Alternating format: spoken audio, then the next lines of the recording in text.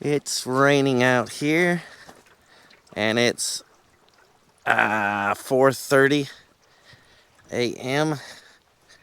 I'm headed to Atlanta, Georgia.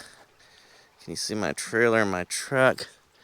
To pick up a car, an old car now. Where? Whew. Got it. The anticipation and excitement, knowing that you purchased a POS on Facebook Marketplace, will get you up long before daybreak and on the road even in the worst of weather, just to get a glimpse at the gem you purchased. There it is, a 1986 Honda Prelude. What's kind of special about a 1986 Honda Prelude? Does anybody know? It looks pretty good. It's in pretty good shape. I just stopped up here at the Longhorn Steakhouse to get something to eat. And when we get back, I'm gonna update you on the Datsun 520, what's going on with that, and we'll work on this pile. Now for the slow ride home. There's no pressure to get back quickly because you've already made your purchase. Nobody can jump in front of you now. You've either got a big smile on your face, all excited, thinking about all the things you can do to this car and what a great deal you got, or you're thinking, perhaps I shouldn't have purchased this POS. I'm a little bit nervous about how bad a condition it's in. Either way, the adventure is always fun when going to get an old car, and you never know what to expect until you get it home and start tearing into it. By the way, this is a voiceover done in my 2004 Pontiac Vibe. Did the Benny trick any of you? Lights. Made it home. 11.5-hour trip total. And if you're wondering why I go down south like that, because less rust in Georgia than there is here. Even though it's not that rusty here, the cars, they're even better 5 hours south. So that's why I went down there to pick it up. Now what we need to do is get this thing rolled into the garage and do a thorough inspection on her and see what we got.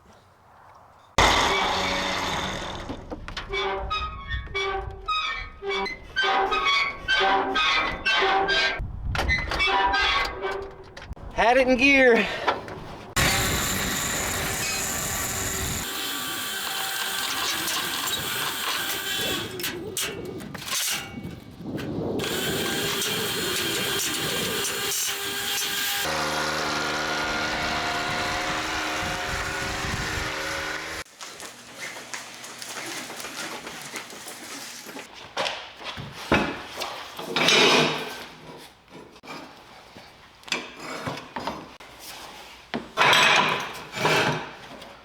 If you watch a lot of willitrun videos on YouTube, you may be tempted to think, well, I'm gonna go down there to Farmer Bob's farm and ask him about the truck that's been sitting in the field for 30 years, and I'm gonna get it running and jump in it and drive down the road and everything's gonna be just peachy. But the reality of it is this: you might get this pile of junk started and running, but it's gonna have a lot of underlying problems. If you go more than 10 miles, you're doing good before things start falling apart. Most old vehicles that have been sitting will run, but they won't run for long before you discover all the problems they have, and most of the problems are due to them sitting. Here she is at her new home, so let's check her out, give her a thorough inspection. The first thing I noticed when I got there was this thing has been painted. Can you see that? They didn't sand it good. That's nice paint under there, and this is all dull and crappy. The parts, like the door, doesn't line up great there. Here's silicone and stuff there. It does have some rust. Here's an example. I'll get it up on the lift and show you more of that. Speaking of my lift, I'm frustrated. This cylinder's leaking over here now, and the other one has been leaking for years. All the glass appears to be in good shape with no damage. The inside of this gem is not bad at all. It does have some issues. Right there, right here, the seat. But I haven't seen any cracks on the dash, which is really good. That door panel has been removed because he said something like the window came off the track or something, no big deal. Even the headliner is very decent. Let's take a peek under the hood. Oh, I forgot to mention too, check it out, original radio.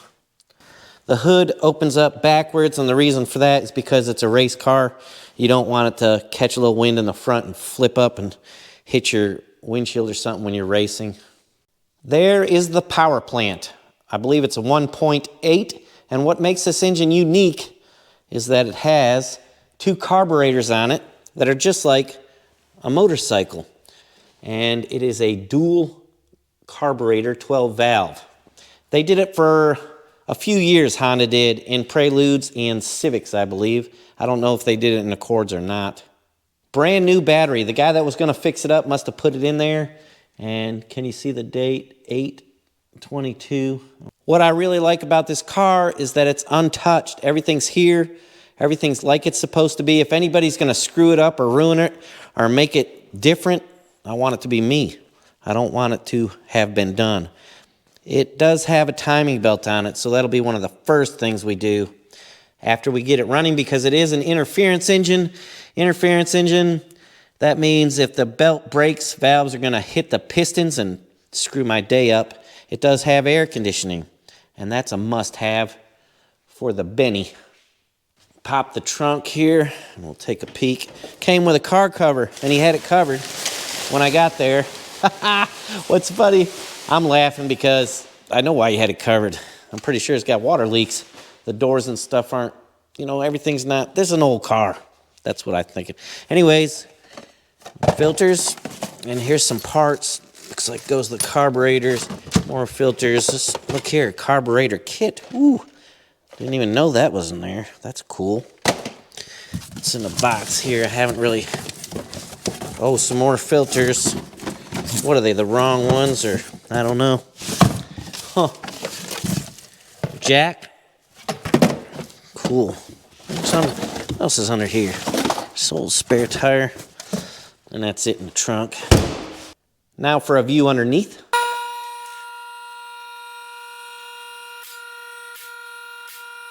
She is going to need a set of tires, but it has all 4 hubcaps, and I hadn't noticed any of them to be damaged yet.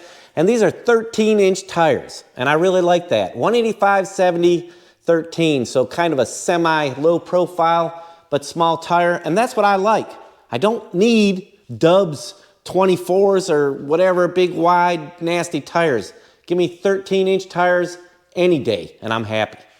Again, the crappy paint job, it shows up every place. This muffler has been replaced, and it's rotted out again. 4-wheel disc brakes. I like that. That's another thing I like about this little car. You can't even beat that.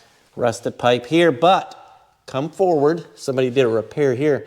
Get up here. All original look. Catalytic converter still on there. And this pipe is good all the way to here, original.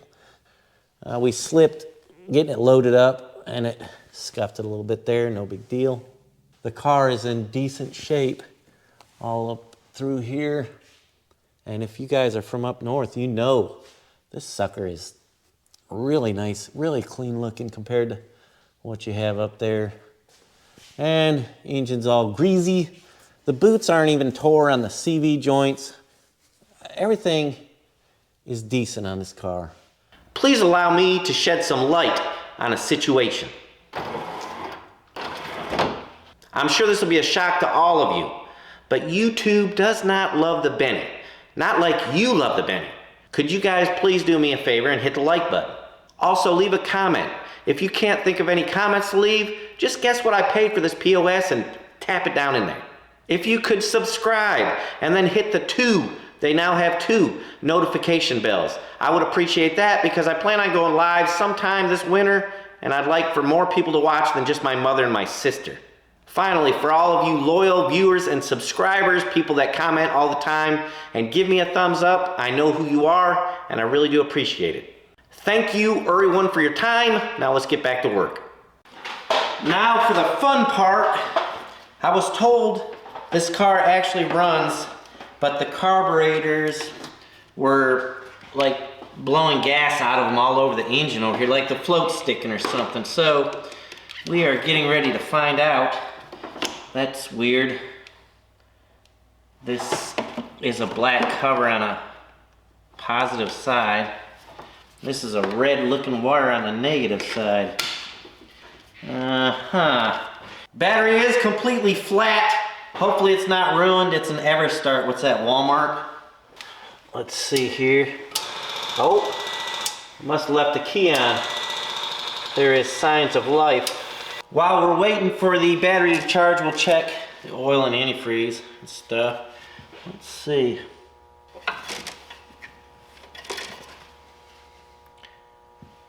Looks good. Almost full. That's a good sign. Does it have any antifreeze?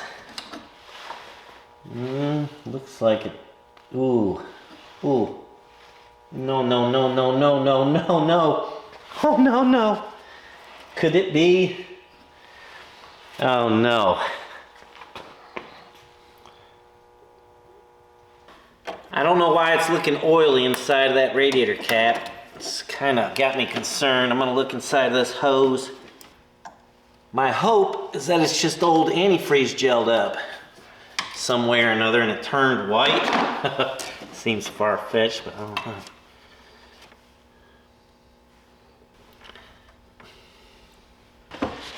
The clutch switch is disabled. I like that, so I don't have to fool with that right now.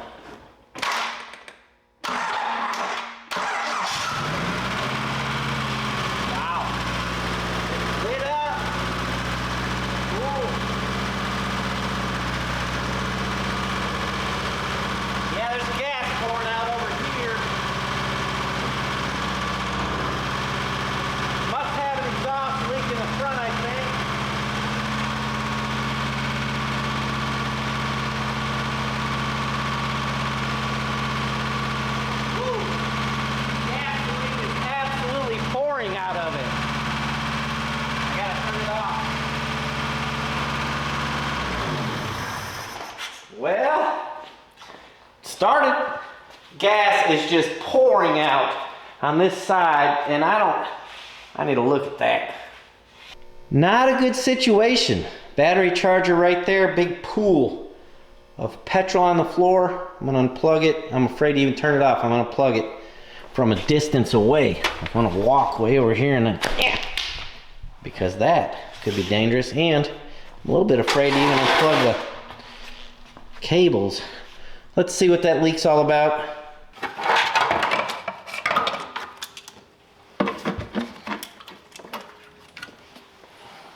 What I think that is on the carburetor, it's got like a pipe coming out of it. I think it might be an overflow.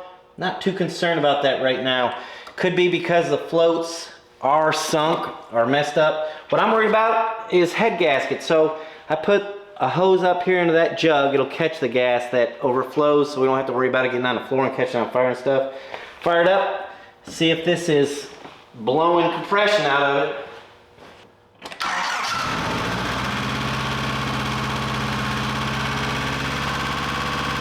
Nope. Good. Oh look, carburetors are woo doggy.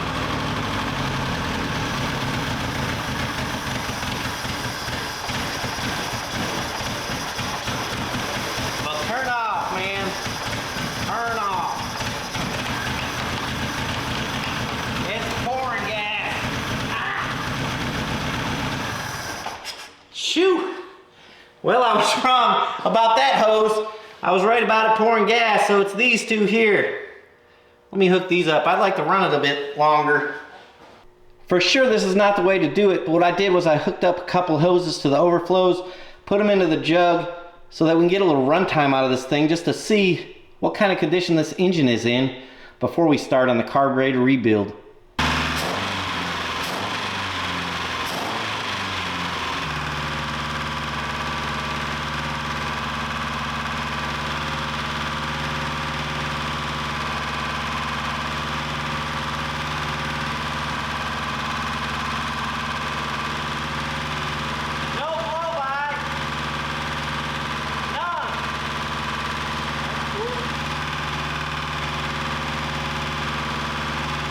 I know I didn't run this thing 5 minutes. There's no way it ran for 5 minutes. And look how much petrol we got already.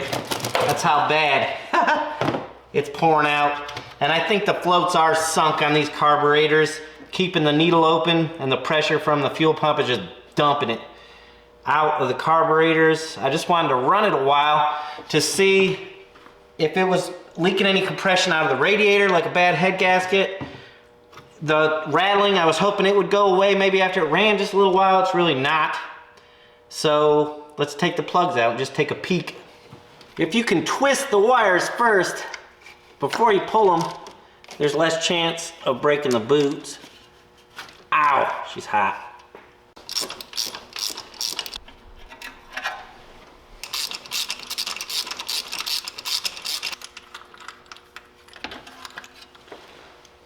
Spark plugs, the only thing they're showing is it's running too rich, which is no surprise.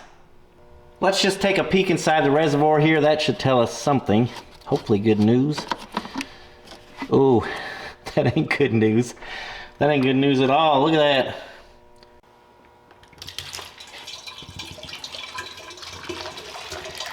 Might be time to regroup. It seems to have quite a bit of oil in there, which indicates a head gasket, I would think. I'm gonna take a peek underneath this valve cover just to see if it has solid lifters, hydraulic lifters, and what it looks like under here.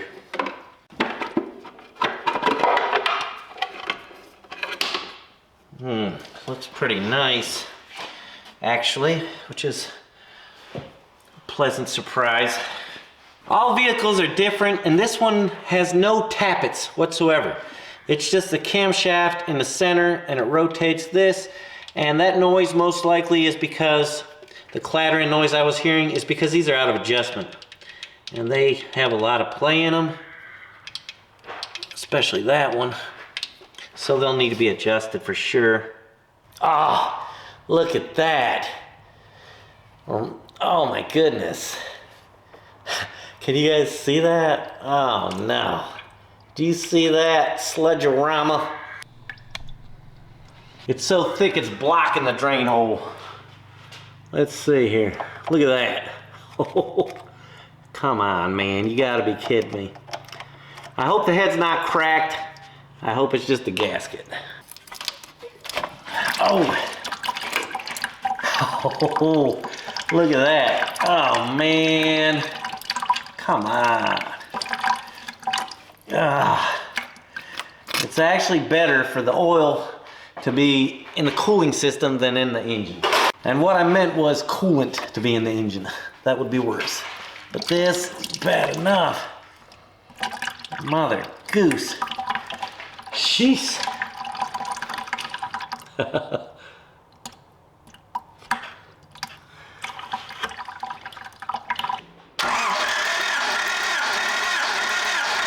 Before we take the head off, I wanted to check compression on all the cylinders. That's 95.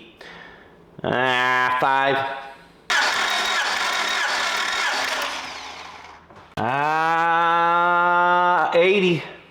Number 3, somewhere around 65.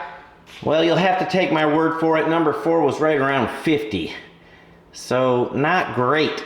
I'm debating whether or not to just remove this engine and rebuild it, or try putting the head gasket and get the head done on it. We'll just get rid of a few things to make a little room here.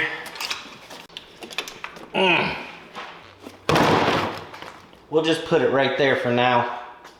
Here's a few more items I just don't think we're gonna need just yet.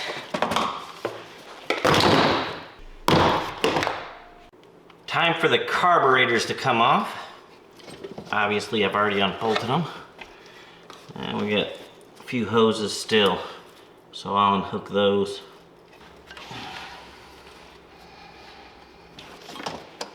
Finally.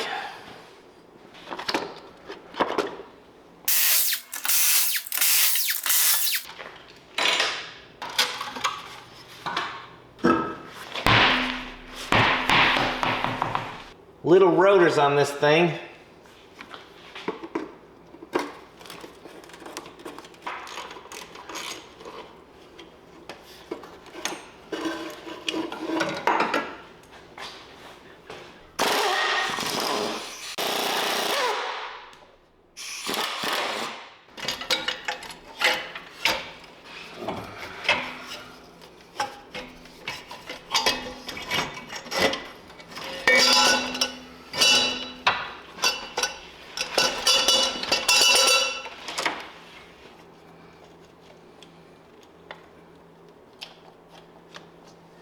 I've got everything set up on top dead center and all of that on the power stroke, and the distributor's pointing towards number 1 so that it'll make it easier to get back together.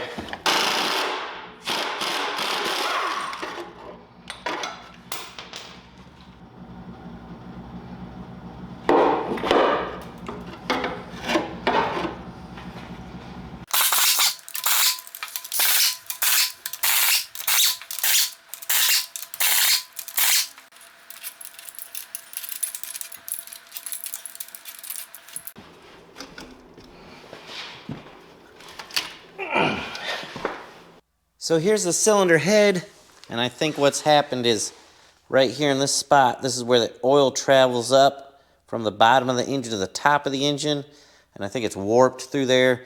I put a straight edge on it and it looks warped right from here all the way to here, so good possibility that's the issue, because I don't see really a clear spot in the head gasket other than it looks smoother here. What do you think of this? The cylinders are all washed clean, and I think that's because the carburetors probably were leaking petrol. That might be contributing to our low compression, I would say. I checked for a ring groove. There's absolutely none whatsoever showing up. Also, I put a wrench down here on the crank, and I wiggled it back and forth while I had my finger on the piston. And the slightest movement of the crankshaft would move the piston up and down, so I know that the bearings are still good in this engine.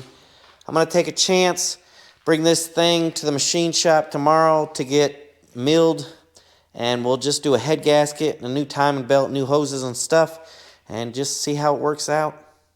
I almost forgot, but as promised, here's your update on the Datsun 520 pickup truck.